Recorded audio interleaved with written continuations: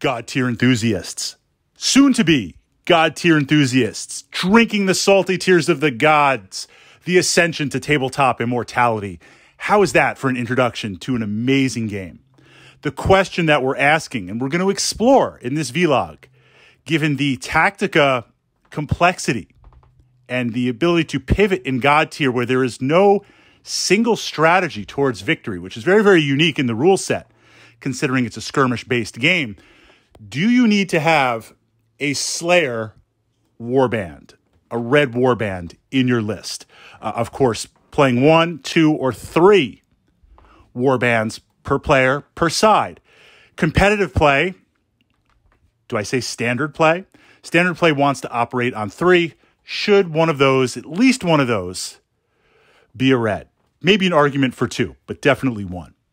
Now, I feel like before we jump into that, we need to lay some skirmish tactica here, because Godtear is not your regular type of skirmish tabletop game. There are a lot of new mechanics, innovative mechanics. This is one of the things that has really captured me and draws me to this game, in addition to the different warbands, the powers, the fantastic miniatures. All of that is built on or predicated on an amazing, amazing rule set. So if you're new to Godtear, I want to kind of lay this primer to focus our thinking on this. Now, most war games, whether they're skirmish-based, mid-level-based, or mass-scale-based, the objective is you remove enemy models. You kill enemy models, and you outright win the game, or they are unable to complete the mission objectives, whatever those mission objectives might be. Examples would be DBA, DBN. I play Romans, small-scale miniatures, mass battles. I've got 4 little Roman models on a stand. An element, that represents a part of the Legion. It's not 4 little miniatures. It, depending on the scale, might represent a couple of hundred or an element of the Legion. Then we kind of have mid-scale size games. I was going to say Warhammer 40K, but those games are getting bigger and bigger, where you've got a couple of tanks, you've got infantry, you've got some other units. Then there's Warband. Small scale, 10, 15 models, a little engagement, a fire team, a firefight, something from that perspective. Godtear fits into this Warband perspective. And the challenge with Warband games, losses are massive. Losses are massive as a general rule.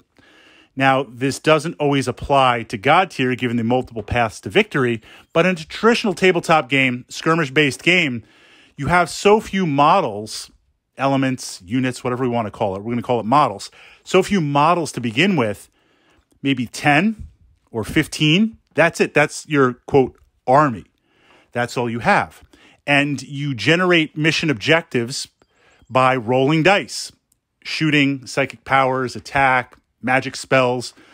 You don't have a massive dice pool. You have to hit, you have to wound, you have to cause effects. You don't have a big enough dice pool to reliably spam out all this stuff that you see in mid or higher model count games. So if I lose 2 or 3 models, my dice pool is already tight enough. I lose even more. So losing models is a really, really big deal, which is why a lot of skirmish-based war games, the army build that you can select, so here's your unit list, here's the things you can pick. Of course, you have flexibility, you have choices. The focus is always going to be killy. That's it. I might have to take mission objectives. I might have to search for something. I might have to grab something, remove it off the table, claim something. But all that is absolute secondary to removing models. Now we get to Godtear. Well, you score different points for different things. Capturing the salty tears and taking hold of them, that's going to gain you points. And certain champions and warbands might give you bonus points. Killing models, you get points, whether they're champions or followers. Different aspects of the game, the Godtears expand, they multiply. So you have all of these different ways to capture points, to earn points, to win the round. In addition to that, those are modified by increases and decreases. You can buff stats, you can decrease stats. There's a lot of synergy in there. So at first glance, and I've experimented with playing 3 warbands, mono build, looking at different things. At first glance, you could say, well, do I need a purely killy warband as an anchor? Because if the objective of the game is not necessarily to kill everything, to remove models, I can score it on banners, I can score it on removing followers, I can score it through other elements based on the mission. And that's not to say the other colors in the game, the other warbands, don't have attacks. They do. They might not be as potent, they might not be focused, and they won't earn you the bonus points in all areas, although yellows will for followers. You can still take these other warbands and cause damage and earn points through killing, just not the raw of the red and the slayers. So in exploring this, I'm looking at a purely competitive optimal build. A purely competitive optimum build. I do think I want to take at least one red warband as a base. Now, I have to step back for a second because the way I like to play tabletop games outside of a tournament is completely different. And I'm making no judgment on this. I would consider myself a narrative player. I'm interested in sitting down with you, and I'm going to do my best to win, but I want that win to be memorable. My hero Maximus, are you not entertained, right? I want something like cool to happen on the tabletop, cool combos, and just something that we can look back and remember. But I'm going to try and bring my best tactica. So I don't always play the most optimal build, or I will play some wacky stuff where it's like, this has to happen, this has to be here, that has to happen, and this has to be here. And then I pull it off and you're like, wait, what was that? Right? Going for that really perfect alignment of certain things. That's kind of more my player personality, that tabletop glory and always going for the charge. If I'm in charge range, I'll attack. I'll do it. We'll make it happen. But I take that step back and say competitive play, when I've played in tournaments. Now, I haven't played in any Godtear tournaments yet. I'm hoping to correct that shortly as we grow the community here and kind of network on the East Coast.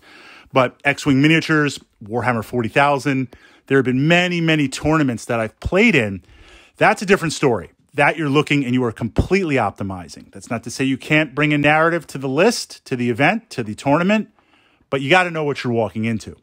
So from that Godtear perspective, if I'm approaching it purely competitive, and again, no right or wrong with how you want to do it, campaign play, no campaign play, competitive, narrative, a mix of both, more and more, it is a miniature-based game. And based on a skirmish level, losses are a big deal. Now, Godtear counters that ability with losses, where as you take losses, you're not knocked out of the game because you can recruit, you can revive, and that's not free. You're at least paying resources in terms of action points that you're going to take. So it's not like I lose followers, I get knocked out, my champion gets punked and knocked out, I just get up for free.